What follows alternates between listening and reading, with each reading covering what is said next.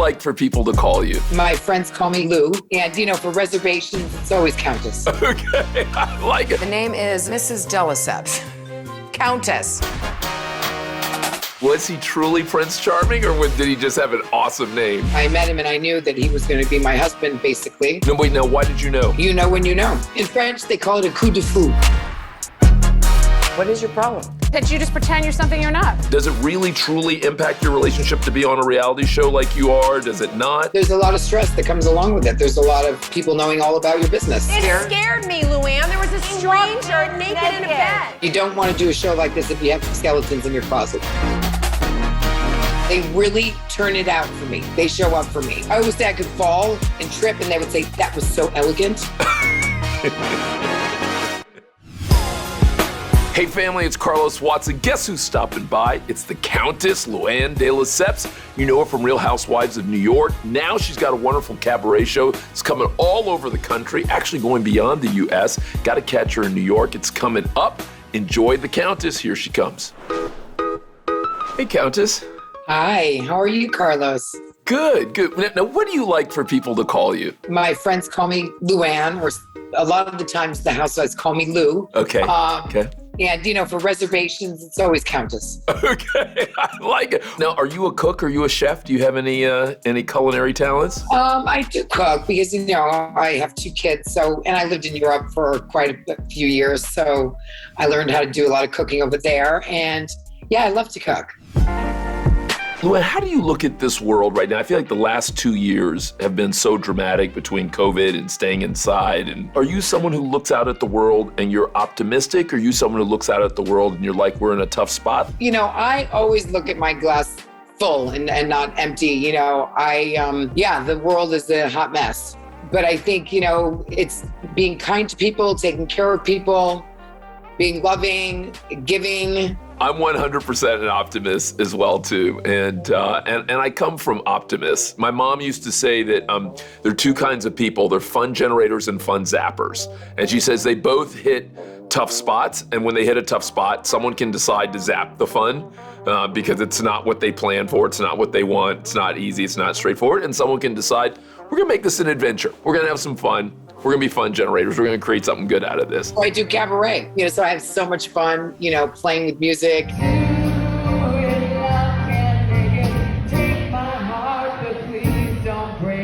Taking music where they're like, really? You're gonna play the bongos to that? It's kind of variety and comedy and all of those things wrapped up. I love that you play the bongo drums. That's actually a thing I'm actually looking forward to you doing. Do you really do that at every performance or no? Yes. I'm still working into the show. Like in the past, I've played them to Fever. For Christmas, I do Santa Baby. And we're still working on what we're gonna do with the bongos, but I'm doing, the song Copacabana. So I'm sure we're gonna have some bongo action in there. You do good songs. I like these. Oh, they're all handpicked by me.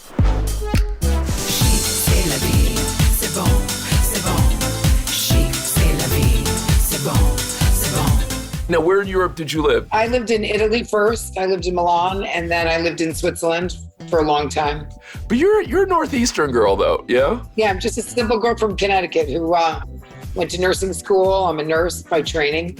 And then I got scouted to be a model in New York from being in the Miss Connecticut beauty pageant. And to make ends meet, I used to work in nursing homes because I was a geriatric nurse. I love the elderly. And then, I heard all the models talking about Milan and Paris. And I said, well, I want to go to Milan and Paris and save some money. And I went over to Milan and I never came back. Nice. And was it easy to make it over there? Was it better than New York for you? Or no, it wasn't easy to make it, but it was in the 90s. So I don't know if you remember in the 90s, the models were very bizarre looking and not the girl next door. But I ended up meeting someone who would change my life, Egon Furstenberg, who's the prince. And he said to me, you should work in television. You do very well. And I said, oh, okay. And he goes, meet my friend, Gianni Manganelli. And Gianni Manganelli goes, come to Rome next week. I give you a job. And I went, and I became the Vanna White of Italian television. Grazie per me. Grazie. Che bella. È bello, vero? Sì. Dunque volevamo... And then I climbed my way up the Italian TV ladder by working on various shows until I became a co-host of a show on soccer. On soccer? On soccer. Soccer, obviously, calcio, they call it in Italian, is a very big deal.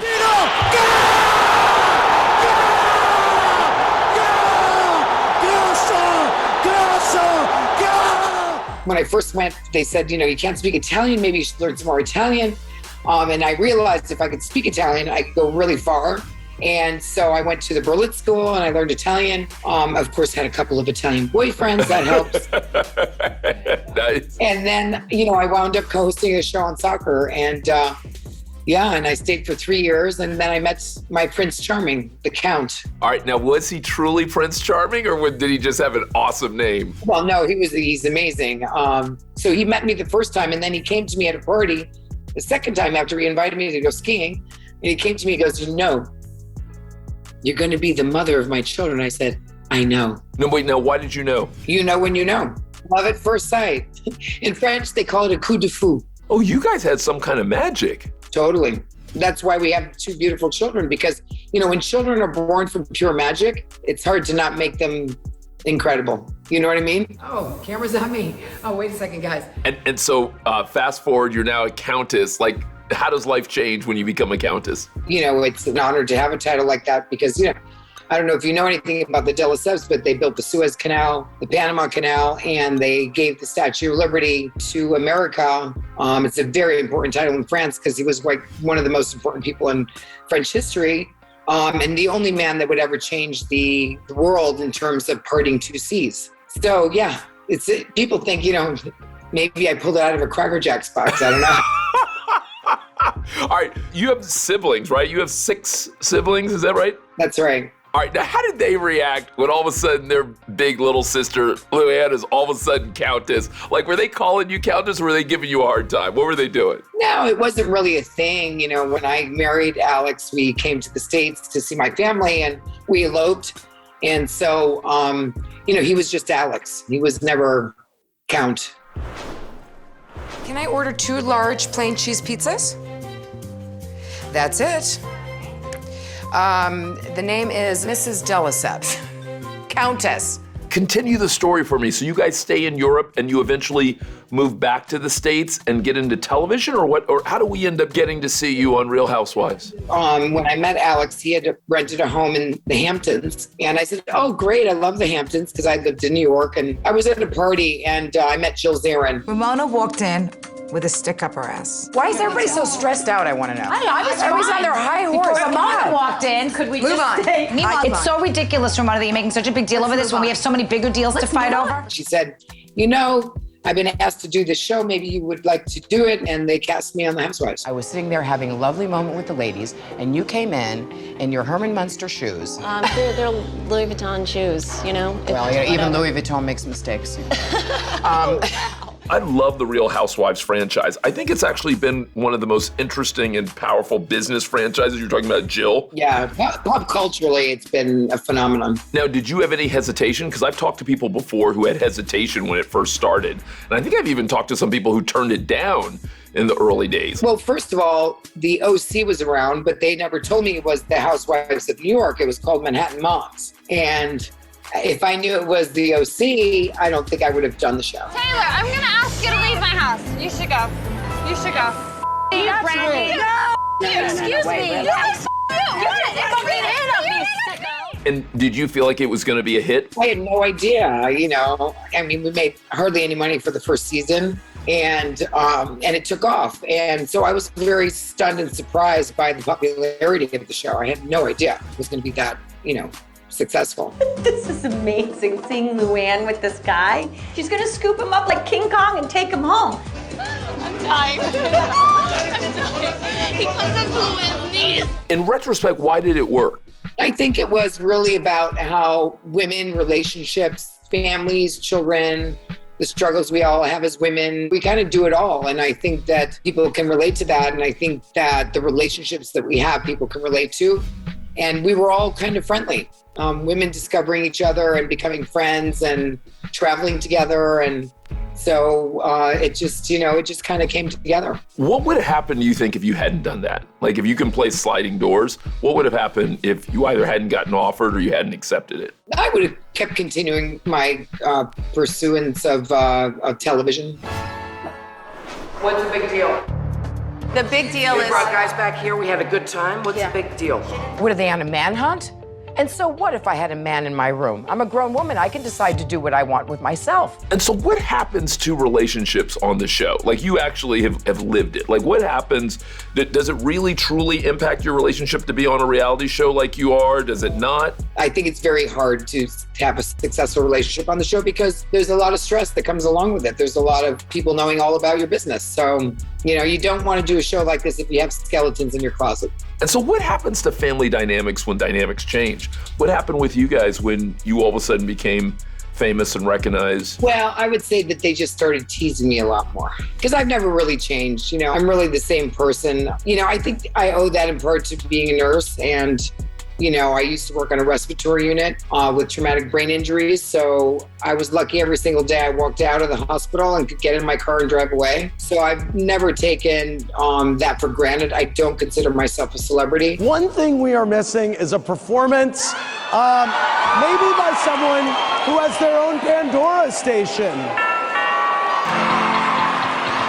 Now, what's your boy Andy like? There's a mutual respect there. I was just on his show the other night, and I was there at the very beginning, the beginning of his show, the beginning of the Housewives franchise, the success. And I said, look at here we are, 13 years later. I mean, that's pretty darn impressive, This is a winner. Mazel, Lou. There's just so much history. It's like a family, It's my weird, discombobulated Housewives family. If you had to do it all over again, anything you do differently? Maybe a little bit more business savvy because we're just really normal housewives. Sometimes it works and sometimes it doesn't work, I don't believe in throwing your name on something and just putting it out there, I think it's very important to resonate with whatever it is that you're doing. And, it's really not a platform to sell your stuff, but it can be if you know how to do it. I love it, go girl. Money can't buy you class. Elegance is blood, my friends. I love it, Ron. Elegance is blood. Oh yeah, I love it. Are you someone who gets stressed? Do you get a lot of stress? Do you get anxiety? For me, if you're not scared a little bit, you're not really living. I've heard people like Chelsea Handler tell me that the first time she got on stage, it was such a rush that she has always looked forward to it. And she likes to say, you can't keep me away from a microphone.